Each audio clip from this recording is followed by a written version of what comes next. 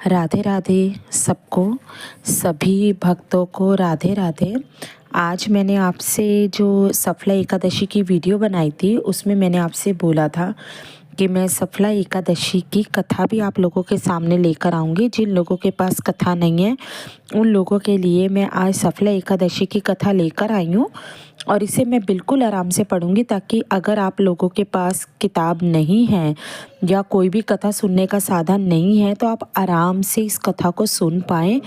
और आप अगर व्रत रख रहे हैं सफला एकादशी का तो आप आराम से कथा को सुन पाएँ, क्योंकि जो कथा पढ़ता है उसका भी भला होता है और जो कथा सुनता है उसका भी भला होता है। तो चलिए कथा को शुरुआत करते हैं। और अगर आप इस चैनल पे नए हैं तो कृपा करके चैनल को सब्सक्राइब करना बिल्कुल भी मत भूलिए और कमेंट में विष्णु जी की जय ज़रूर लिखिए। ओम नमो भगवते वासुदेवाय नमः। तो चलिए इसी के साथ ही शुरू करते हैं। पोक्ष मास की इस एकादशी को भगवान विष्णु के अत्यंत रूप नारायण जी की पूजा की जाती है। पूजा में आप भगवान विष्णु की प्रतिमा का प्रयोग करें अथवा श्री कृष्ण जी के विग्रह का, इससे कोई अंतर नहीं पड़ेगा, क्योंकि दोनों ही एक रूप और साक्षात पार ब्रह्मा हैं। इस व्रत को करने से समस्त कार्यों में निसंदेह सफलता मिलती है और इसलिए इसका नाम सफला एकादशी है। तो चलिए अब हम इस कथा की शुरुआत करते हैं। मोक्षदा एकादशी का वृतांत समाप्त होते ही धर्मराज युधिष्ठिर ने भगवान श्री कृष्ण जी से विनती की, हे भगवान विष्णु के साक्षात स्वरूप, पौष माह के कृष्ण पक्ष की एकादशी का क्या नाम है? उस दिन किस देवता की पूजा की जाती है तथा उसकी क्या विधि है? भगवान श्री कृष्ण ने कहा, हे धर्मराज, मैं तुम्हारे स्नेह के कारण तुम्हारे प्रश्नों का उत्तर देता हूँ। एकादशी व्रत से अधिक तो मैं अधिक से अधिक दक्षिणा देने वाले यज्ञ से भी प्रसन्न नहीं हूँ, अतः तुम इसे अत्यंत भक्ति और श्रद्धा से युक्त एकाग्र मन से सुनो। इस पौष कृष्णा एकादशी का नाम सफला है। इस एकादशी के देवता श्री नारायण हैं, अतः नारायण भगवान की पूजा करनी चाहिए।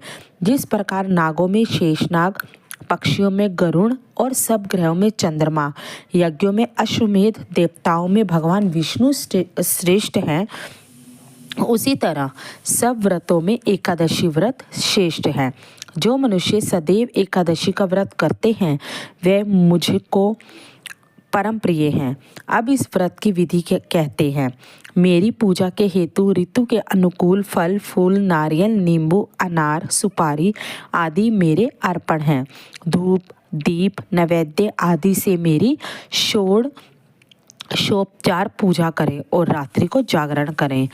इस एकादशी के व्रत के समान यज्ञ, तीर्थ, दान, तप तथा और कोई दूसरा व्रत नहीं है। 5000 वर्ष तप करने से जो फल मिलता है उससे भी अधिक फल सफला एकादशी का व्रत करने से मिलता है। अब तुम इस एकादशी की कथा ध्यानपूर्वक सुनो। चंपावती नगर में महिषमान नाम का एक प्रतापी राजा राज्य करता था। उसके 4 पुत्र थे। उन सब में लुम्पक नामक बड़ा राजपुत्र महापापी था। वह पापी सदा पर स्त्री, वेश्यागमन और दूसरे बुरे कामों में अपने पिता का धन नष्ट किया करता था। वह देवताओं, ब्राह्मणों और वैष्णवों का निंदक था। जब राजा को अपने बड़े पुत्र के इन कुकर्मों का ज्ञान हुआ तो उसने अपने राज्य से निकाल दिया और वह विचार करने लगा कि अब किधर जाऊं, क्या करूं। अंत में उसे चोरी का कर्म करने का निश्चय किया। वह दिन भर वन में रहता और रात्रि को अपने पिता की नगरी में चोरी करता था। वह प्रजा को तंग करने और मारने का कुकर्म भी करता था। वह वन में पशुओं आदि को मार कर खा जाता था। राज्य कर्मचारी उसको इन कुकर्मों के कारण पकड़कर भी राजा के डर के मारे छोड़ देते थे। वन में एक अत्यंत प्राचीन पीपल का वृक्ष था। लोग उसकी भगवान के समान पूजा किया करते थे। उसी वृक्ष के नीचे वह महापापी लुम्पक रहता था। इस वन को लोग देवताओं का क्रीड़ा स्थल मानते थे। पोक्ष के कृष्णा पक्ष की दशमी के दिन वह वस्त्रहीन होने के कारण शीत के मारे समस्त रात्रि सो ना सका और मूर्छित हो गया। उसके हाथ पैर अकड़ गए और सूर्योदय होने पर भी उसकी मूर्छा नहीं गई। दूसरे दिन सफला एकादशी को दोपहर के समय सूर्य की गर्मी से उसकी मूर्छता दूर हुई तो वह होश में आकर गिरता पड़ता वन में भोजन की खोज में भटकने लगा, परंतु शारीरिक कमजोरी और कष्ट के कारण वह जीवों को मारने में असमर्थ रहा। अंत में वह वृक्षों से गिरे हुए फलों को बीनकर पीपल के वृक्ष के नीचे आया। उस समय तक सूर्य भगवान अस्त हो गए थे। उसने फलों को पीपल के वृक्ष के नीचे लाकर रख दिया और रो रो कर कहने लगा, भगवान ये सब फल फूल आपके ही अर्पण हैं, आप ही इन्हें तृप्त होइए। उस रात्रि भी उसको दुख के मारे नींद नहीं आई और वह रो रो कर भगवान को याद करता रहा। इस प्रकार उससे अनजाने में ही सफला एकादशी का उपवास और रात्रि में ईश्वर की भक्ति हो गई। इस उपवास और जागरण से भगवान अत्यंत प्रसन्न हुए और उसके सब पाप नष्ट हो गए। दूसरे दिन प्रातः समय अनेकों सुंदर वस्तुओं से सजा एक अति सुंदर घोड़ा उसके सामने आकर खड़ा हो गया। उसी समय आकाशवाणी हुई कि हे राजपुत्र, भगवान नारायण की कृपा से तेरे समस्त पाप नष्ट हो गए हैं। अब तू अपने पिता के पास जाकर राज्य प्राप्त कर। लंपुक ने जब ऐसी आकाशवाणी सुनी तो वह बहुत प्रसन्न हुआ। हे भगवान, आपकी जय हो कहते हुए उसने घोड़े की पीठ पर रखा खाना खाया और वस्त्र आभूषण पहन लिए। घोड़े पर चढ़कर वे अपने पिता के पास गए और संपूर्ण कथा कह सुनाई। कुछ समय बाद राजा महिषमान ने लुम्पक को अपना राज्यभार सौंप दिया और वे स्वयं तपस्या करने वन में चले गए। अब लुम्पक शास्त्रानुसार राज्य करने लगा। उसकी स्त्री पुत्र आदि भी नारायण के परम भक्त बन गए। वृद्धावस्था आने पर वह पुत्र को गद्दी देकर भगवान का भजन करने के लिए वन में चला गया और अंत में विष्णु लोक को प्राप्त हुआ। जो मनुष्य भक्ति पूर्वक इस सफला एकादशी का व्रत करते हैं उनको सभी कार्यों में सफलता मिलती है और अंत में मुक्ति मिलती है। जो मनुष्य इस एकादशी का व्रत नहीं करते वह पूंछ और सींगों से रहित पशु के समान है।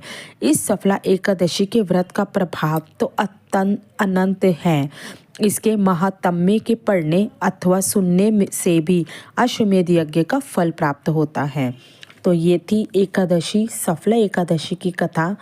आशा करती हूँ आपको ये कथा अच्छी लगी होगी। अगर अच्छी लगी हो तो कमेंट में ज़रूर बताइए और ऐसी वीडियो और मैं आपके सामने लाती रहूँगी। पढ़ने में कोई भी गलती हो गई हो तो मुझे क्षमा कीजिए। राधे राधे, जय श्री कृष्ण। ओम नमो भगवते वासुदेवाय नमः। ओम नमो भगवते वासुदेवाय नमः। ओम नमो भगवते वासुदेवाय नमः।